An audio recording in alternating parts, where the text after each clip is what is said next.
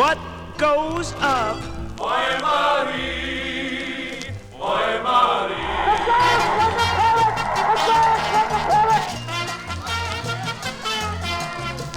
Deep in the heart of Texas. The shadow knows.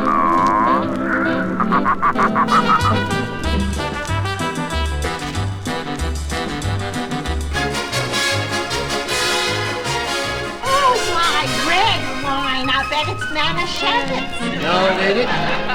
I buy strictly American. Time now for spinning my dad's vinyl. Here with all his skips, scratches, and pops is my dad, Frank Vaccarello. Thanks, sweetie, and thank you for tuning in to episode 193 of Spinning My Dad's Vinyl.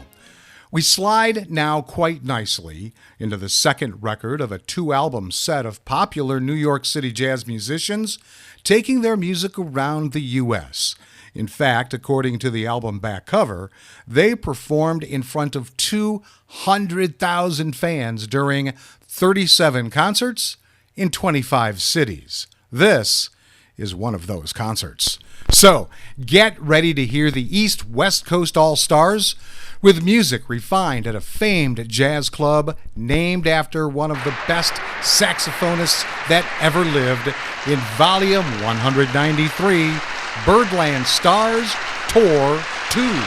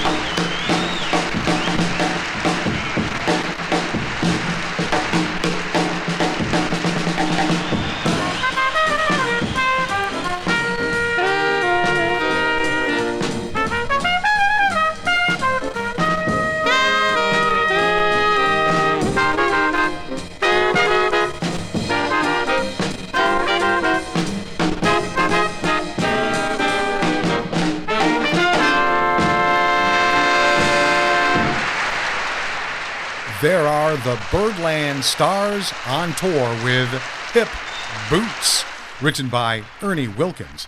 In fact, all of the music was written and arranged specifically for this tour by Manny Albam and Ernie Wilkins. Okay, why this record for this episode? Well, this was not an album set I was familiar with at all until I logged them in to Discogs.com. I don't remember coming across them at my parents' house ever, but just the name Birdland drew my attention as I was a fan of the song. And the new address of the famous nightclub was on our to-visit list when we were in New York City last year, but we had to shorten our wish list thanks to us walking way more than we had anticipated. I also noticed that there are very few songs on each of these two records. These songs are long, so I'm only going to be playing 4 of the 6 songs on the album, which means we'll combine a couple of breaks. So, let me tell you about my dad's vinyl I have chosen for this episode. The Birdland Stars. The Birdland Stars on Tour, Volume 2. It's on the RCA Victor record label, number LPM 1328. It's a vinyl LP album mono format, released in 1956. Its genre is jazz, and its style is hard bop. It was recorded February 27th, 1956 at Webster Hall in New York. The liner notes are pretty extensive. Now, I read a few paragraphs from the middle in episode 151 when I featured the first record in this set. Now I'm going to read the first few. What, at first gasp, appears to be the most extraordinary aviary on the face of the earth is located in an oddly appointed cellar midway between 51st and 52nd Streets on Broadway, smack dab in the middle of New York City. This unusual underground institution, celebrated in song, story, and gossip column, is Birdland, which, aside from being a symbol of the best to be had in jazz from the fans' point of view, is to the jazz man what the Metropolitan Opera House is to the singer. When you've been hired to perform there, you've made it. Physically, Birdland looks pretty much like a nightclub, a large square room, square geometrically speaking, that is. It has a bar, a bandstand the size of an outsized menu, tables, chairs, waiters, busboys, and the other varied accoutrements of the trade. 2 unique features are Pee Wee Marquette, Birdland's genial host, and the bullpen. More than anything else, perhaps, after its policy of hiring the best talent available, the bullpen is probably responsible for the happy state of Birdland finances. A revolutionary concept and nightclub aberration, the bullpen, a moderately sized, chair-filled enclosure, was set up to handle the club's non-drinking audience. Here, for the price of admission alone, the jazz fan, young or old, who doesn't care to, or can't afford to imbibe, can just sit and drink in, or, as they say in the bullpen, dig the sounds. Named for the late Charlie Yardbird Parker, Birdland is principally a showcase for modern jazz talent, although the management has intermittently hired traditionalist jazz men. Just about every instrumentalist and singer of importance on the modern jazz scene has appeared there, many of them for the first time in New York. In 1955, the Birdland management, Morris Levy, decided to release a flock of Birdland favorites from their gilded basement cage for a tour of the provinces. Playing in concert halls, arenas, stadiums, and large theaters, the brace of Birdland's big names scored, needless to say, a fabulous success.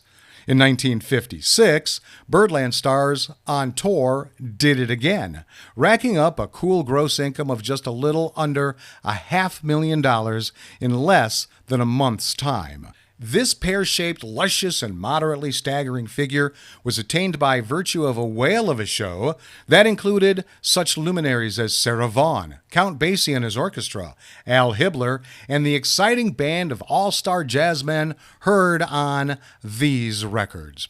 And that was written by Nat Shapiro. Okay, let's see what prices this record is being sold at on Discogs.com. $11.18 for a high, $1.27 low for a $5.73 average, and a $5.25 median. It was last sold on Discogs February 28th, 2024 for £10 6 pence, or that $11.18 high. eBay had it from $9 to $20, and Amazon had it for $12. My dad's record seems to be in pretty good condition. There are only a couple of major pops on it, unfortunately. You're going to hear one of those coming up, but I thought the tune was good enough to fight through that. There aren't many marks at all on this surface. The cover, on the other hand, is not in good condition at all. In fact, it's poor. There are plenty of wear marks on both the front and the back. The white back is a little dirty. There's a slit along the bottom adjacent to the cover slot, but otherwise it is intact. However, it's missing my dad's address label and any usual markings on the back. He did miss a few, probably because he didn't know how many records he had. So I'll value my dad's vinyl at $1. Next up, they were already getting funky in the 50s.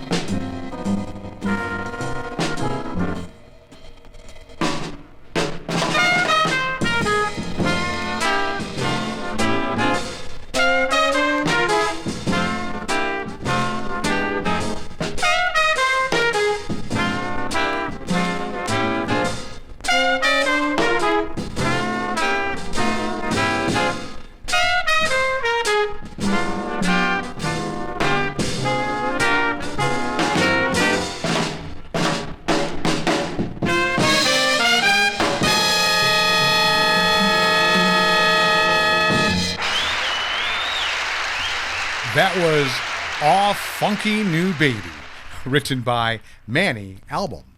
Now let me introduce the musicians on this record. On alto saxophone is Phil Woods. John Simmons is on bass, Kenny Clark on drums, Hank Jones on piano, Al Kahn on tenor saxophone, and the dual trumpets of Conti Candoli and Kenny Dorham. Time now for this episode's interesting side note, and it has to do with the category of music they're playing. Bebop emerged in the late 1940s as a radical departure from the popular swing jazz of the time. While swing was primarily a dance music characterized by its big band arrangements and catchy melodies, bebop was designed for listening rather than dancing. It was much faster, more complex, and more improvisational. Bebop's musicians valued innovation and technical mastery over accessibility, making it an intellectual and artistic counterpoint to the more mainstream jazz of the swing era. Bebop's biggest stars were trailblazers like Charlie Parker, Dizzy Gillespie, and Thelonious Monk. Charlie Parker, G, who we're talking about in this episode because the venue was named after him, a virtuoso saxophonist, was known for his rapid runs and unpredictable phrasing.